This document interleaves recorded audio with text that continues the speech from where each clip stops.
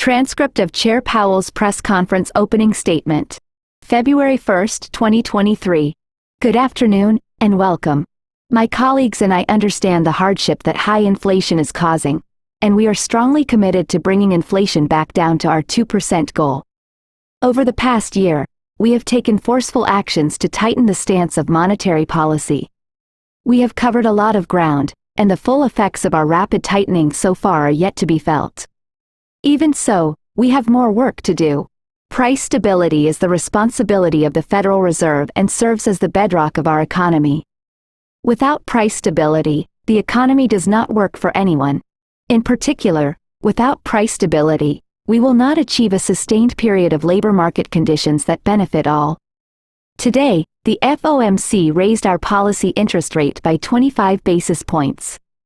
We continue to anticipate that ongoing increases will be appropriate in order to attain a stance of monetary policy that is sufficiently restrictive to return inflation to 2% over time. In addition, we are continuing the process of significantly reducing the size of our balance sheet. Restoring price stability will likely require maintaining a restrictive stance for some time. I will have more to say about today's monetary policy actions after briefly reviewing economic developments. The U.S. economy slowed significantly last year, with real GDP rising at a below-trend pace of 1%. Recent indicators point to modest growth of spending and production this quarter. Consumer spending appears to be expanding at a subdued pace, in part reflecting tighter financial conditions over the past year. Activity in the housing sector continues to weaken, largely reflecting higher mortgage rates. Higher interest rates and slower output growth also appear to be weighing on business fixed investment. Despite the slowdown in growth, the labor market remains extremely tight, with the unemployment rate at a 50-year low, job vacancies still very high, and wage growth elevated. Job gains have been robust, with employment rising by an average of 247,000 jobs per month over the last 3 months.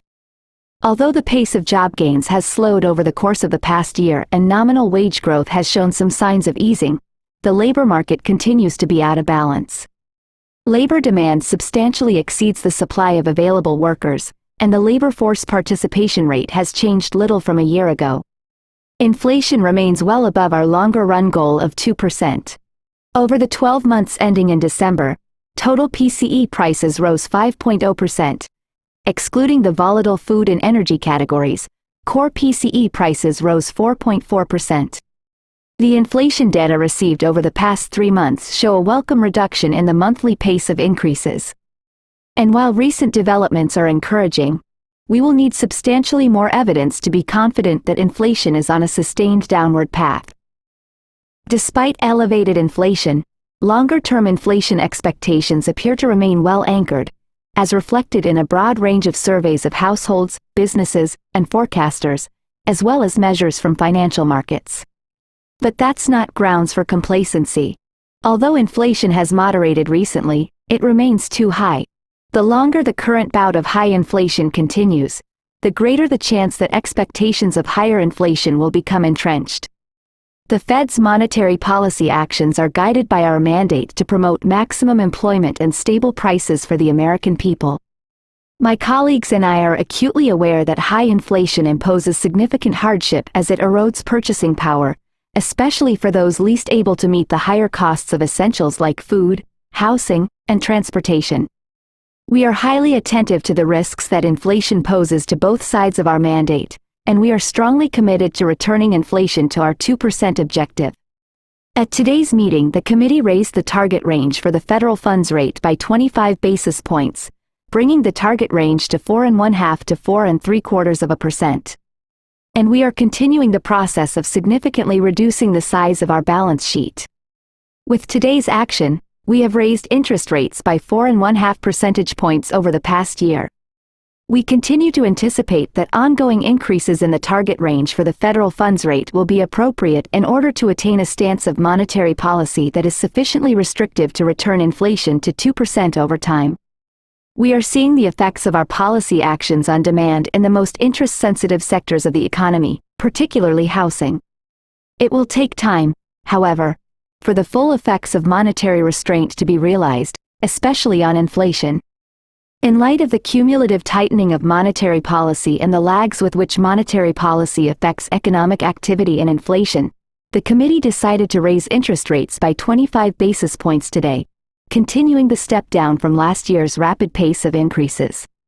Shifting to a slower pace will better allow the committee to assess the economy's progress toward our goals as we determine the extent of future increases that will be required to attain a sufficiently restrictive stance. We will continue to make our decisions meeting by meeting, taking into account the totality of incoming data and their implications for the outlook for economic activity and inflation. We have been taking forceful steps to moderate demand so that it comes into better alignment with supply. Our overarching focus is using our tools to bring inflation back down to our 2% goal and to keep longer-term inflation expectations well anchored. Reducing inflation is likely to require a period of below-trend growth and some softening of labor market conditions.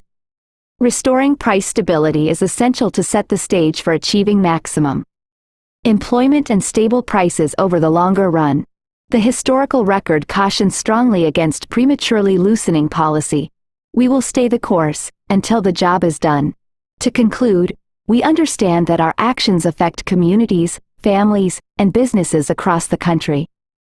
Everything we do is in service to our public mission. We at the Fed will do everything we can to achieve our maximum employment and price stability goals. Thank you. I look forward to your questions.